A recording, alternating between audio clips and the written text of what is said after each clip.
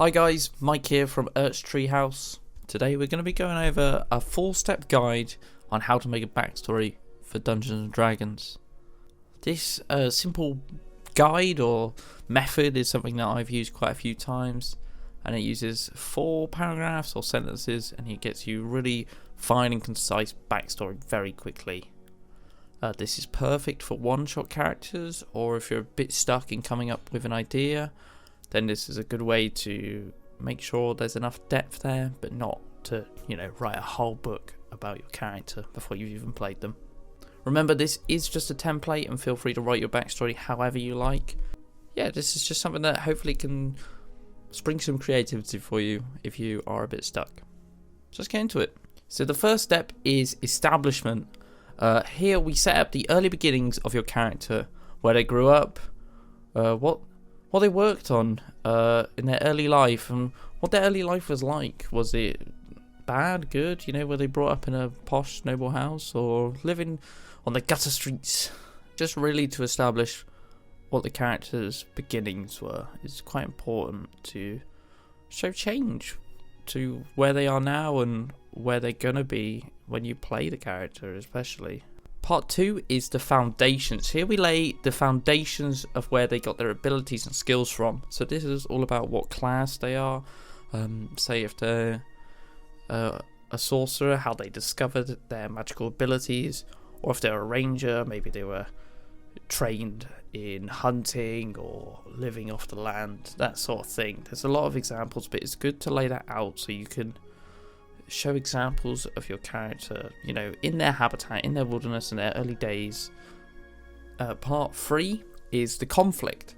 Here we have the major conflict, change, or event that will propel our character towards the adventure. So in this section, you want to outline the major thing that pushes the character towards adventure, whether it's a death of a loved one, their village burning down, perhaps they're just bored and want some adventure, and they're tired of their life.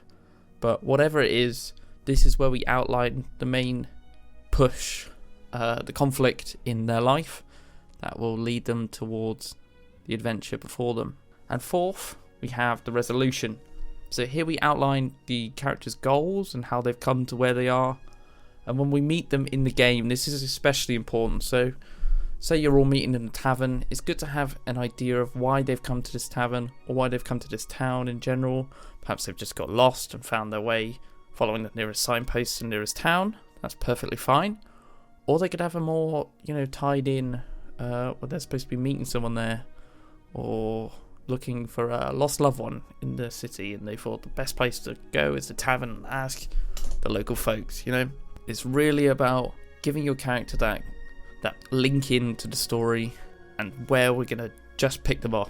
Alright, now what we're going to do is we're going to create a little example, and we're going to create a character together using this method. So I'm going to randomize it completely before recording this.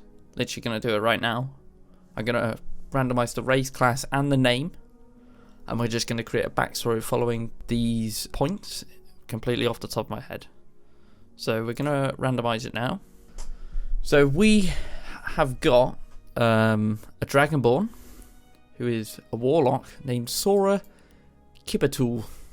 That is what we've randomly generated, and now we're going to follow the steps, creating the backstory completely off the top of the head, so wish me luck. So for the establishment, Sora Kibatul was born in a tribe of Dragonborn on the streets of Balgwater. Here they lived with their family, and they had many siblings, so they were very playful and fun and had lots of friends growing up. Now we move on to the foundation part. One day they fell down into the sewers and were trapped. They couldn't find their way out, they were lost in the darkness and couldn't find their way out, so they begged and pleaded the gods for help, but none of them answered. Eventually they heard a voice in their head of a great demon or entity offered to aid them in return. Just a few small acts and tasks they'd had to do for them. And of course, Sora agreed. They were a child and just scared for their life, and they just wanted to get out, so of course they did that. And here we get to the conflict part. So Sora, when doing one of these tasks for this unknown entity that helped him, he accidentally hurt one of his friends using some arcane ability that he never realised he'd ever had and didn't have before speaking to this entity. He hurt one of his Dragonborn companions, Grelp, and this made him an outcast in the town and village, and he was sought after by the town's guard as a evil Dragonborn who has these dark powers, so he had to flee. And now we get to the resolution part. So Sora is currently travelling through the woods, and they stumble across this nearby town, and they're going to stay in the tavern to stay in.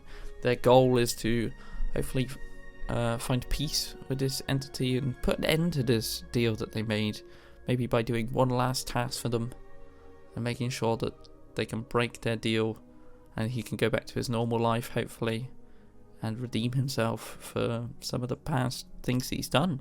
And that's it. We've just created a simple 4-point backstory completely off the top of the head with a random name and class using this method.